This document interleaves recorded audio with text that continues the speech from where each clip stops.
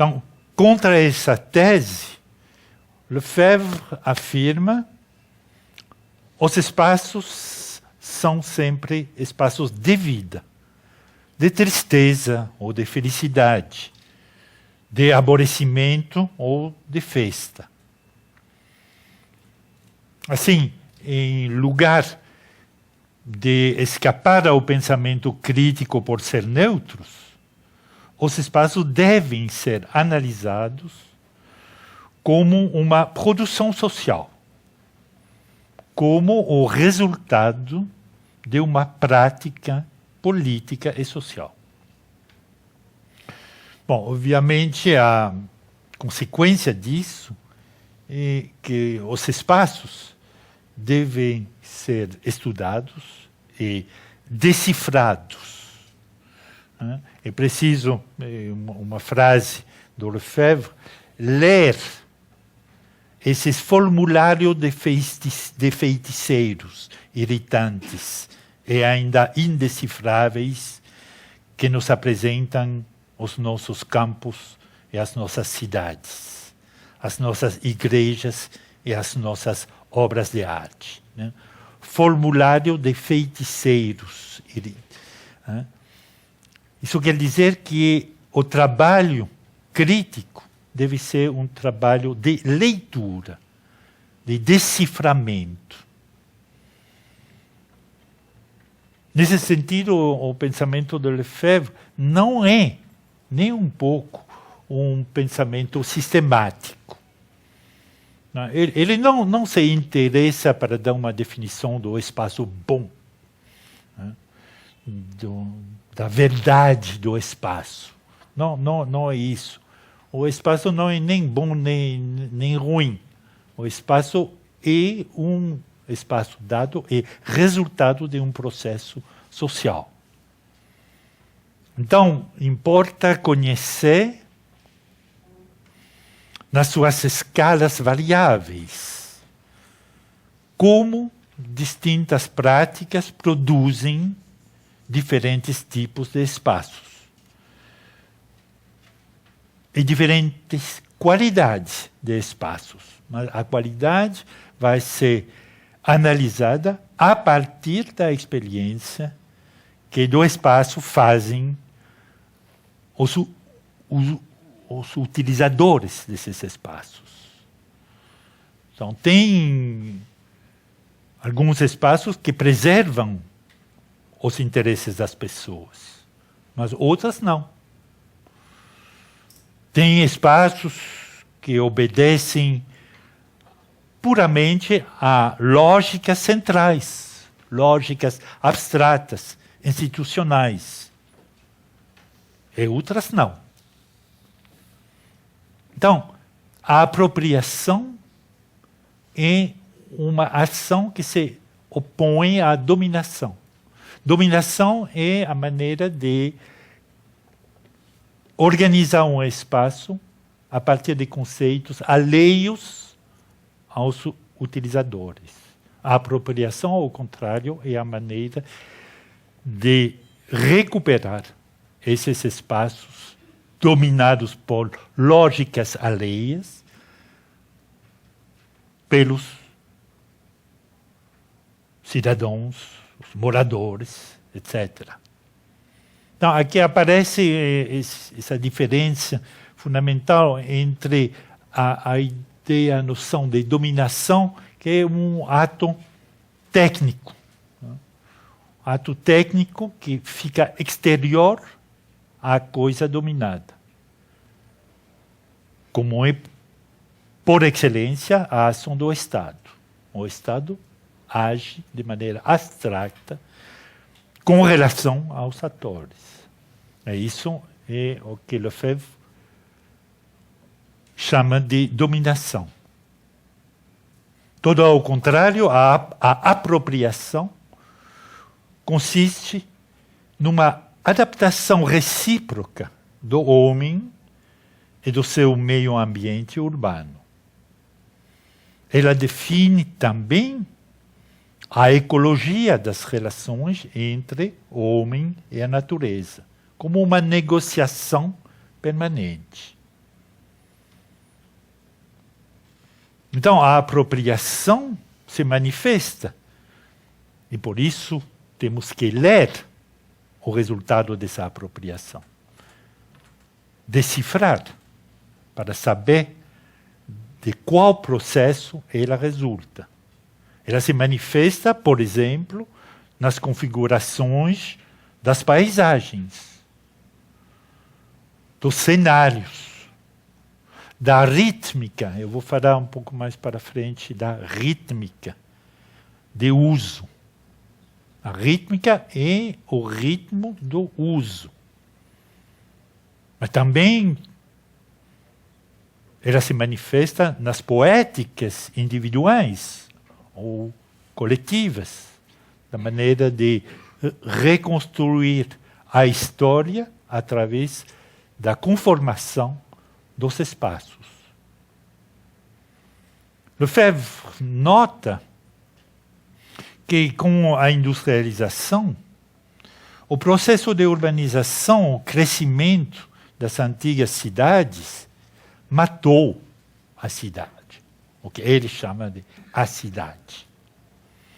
Essa cidade que, doravante, estamos sonhando como um paraíso feliz, um paraíso feito de espaços diversos, complexos, de formas, sem segregação social, nem técnica espacial, sem espaços imensos e abstratos.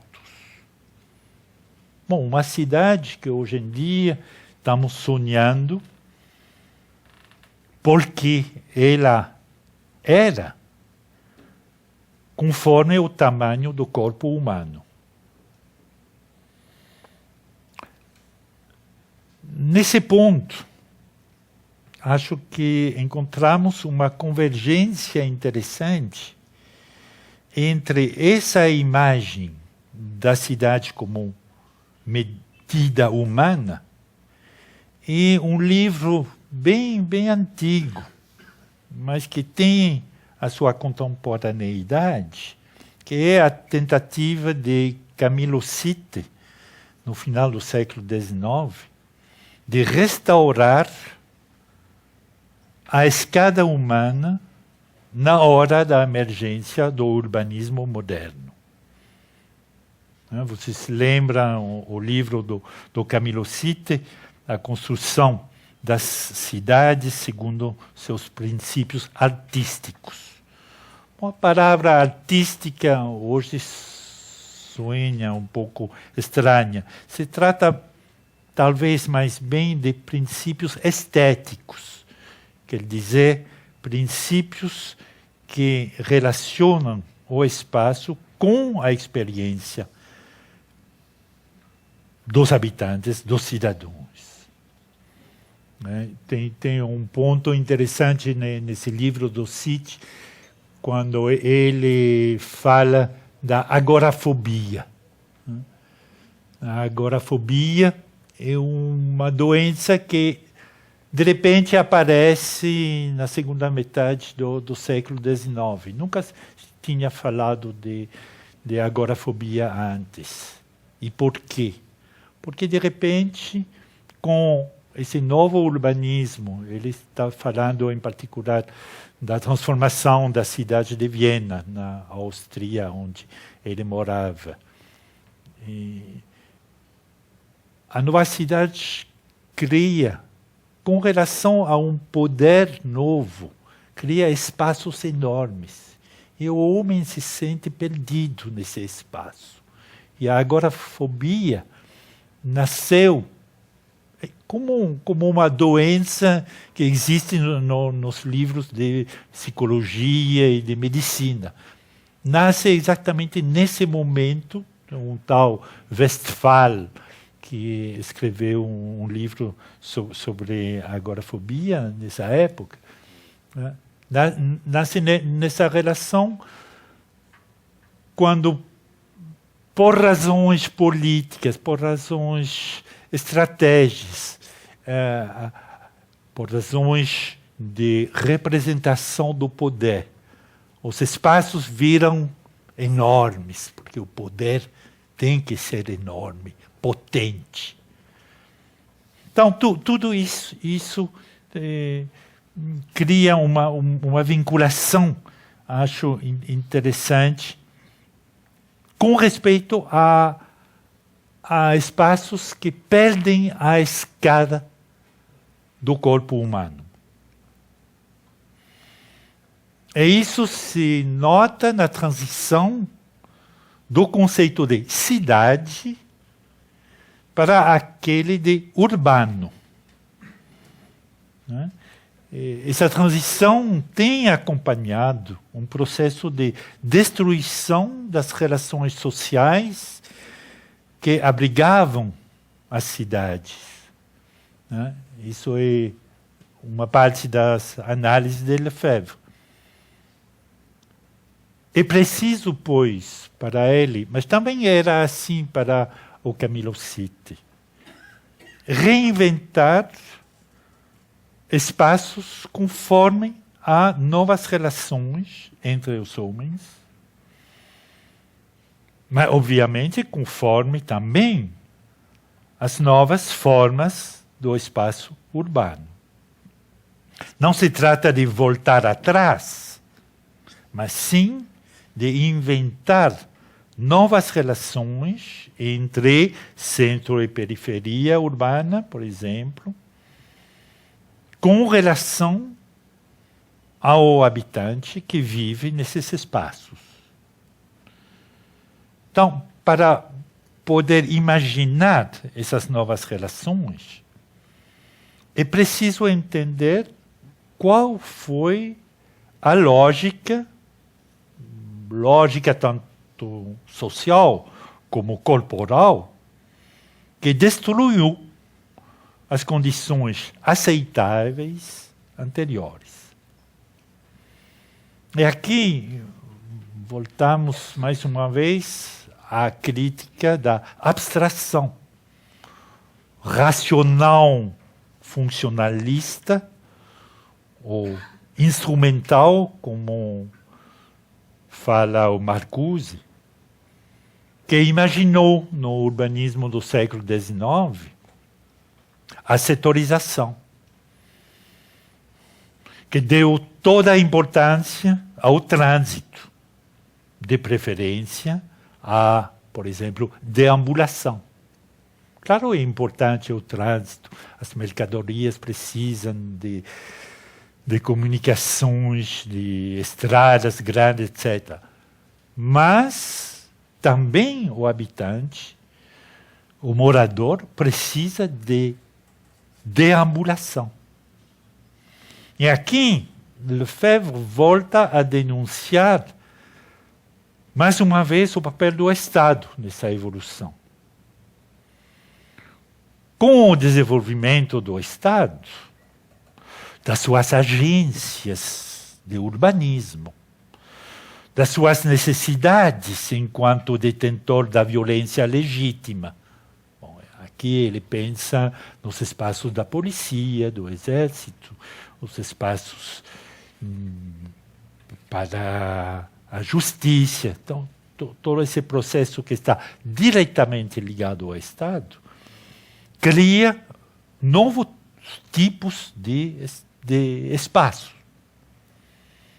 Então, o Estado, através dessas instituições, fez com que o espaço urbano ficou cada vez mais ocupado por espaços que não correspondem a necessidades imediatas dos moradores, dos habitantes, dos cidadãos. Então, é essa falta de conexão com a vida que caracteriza exatamente o que é a abstração dos espaços. E aqui voltam as praças imensas do Sitte. Uma boa parte do livro de Sitte é analisar as pequenas praças das cidades italianas. Pequenas praças, como se entra, como se vê uma saída, um símbolo da arte, do poder, da religião, tudo bem, mas tudo dentro de um espaço que tem uma relação com o imaginário e o sentido do corpo do habitante. Então, essas praças imensas, os espaços que Lefebvre chama de espaços de controle, mas também a repetição de modelos arquitetônicos homogêneos, tudo isso cria uma certa abstração. Tudo isso faz com que a expressão das diferenças resulta cada vez mais difícil, mais improvável.